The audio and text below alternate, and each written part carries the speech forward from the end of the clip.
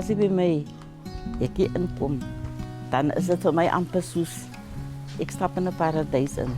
Want ek het 'n passie vir tuin maak. En dit is ook deel van my healing. Hoe ek voel, dit is soos my tuin lyk.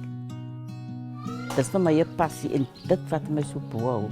Want dit laat maak wat ek uitsien na die dag van môre. Ek wil 'n verskil kom maak op die weg waar ons bly, waar daar niks was nie.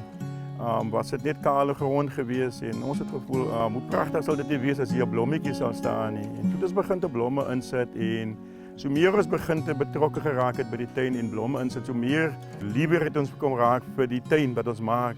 In Langstraat wil ons sê dat Langstraat moet een van die mooiste strate wees. In McGregor, dis hoekom ons so baie tyd afstaan in ons tuine. Wanneer mense blom plant, dan voel jy trots op.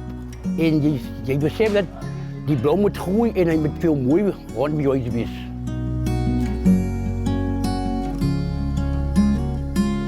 Ik heb me woest slecht gevoeld die ochtend. In je kleine tuin gaan en je is bezig.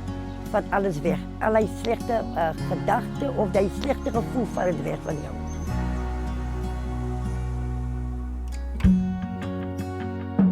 Toen begin met die tuin, het daai in my gekom dat ek moet iets maak van dit. En nou het ek 'n besigheid, nou kweek ek plante en ek verkoop dit op die markie.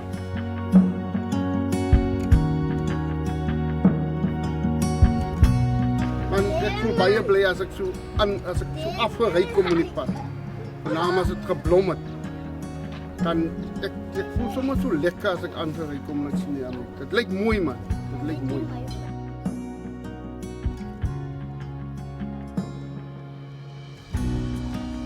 As jy nie 'n tuin het nie, dit maak nie saak wat die omstandighede is, hoe jou huis lyk binne of whatever jy het nie. Maar as jy 'n tuin het, dan het jy alles. Dan is 'n tuin vir jou soos 'n paradys. Van dit wat jy plant, dit is wat die Here gemaak het. En dit is die paradys wat in jou hart woon.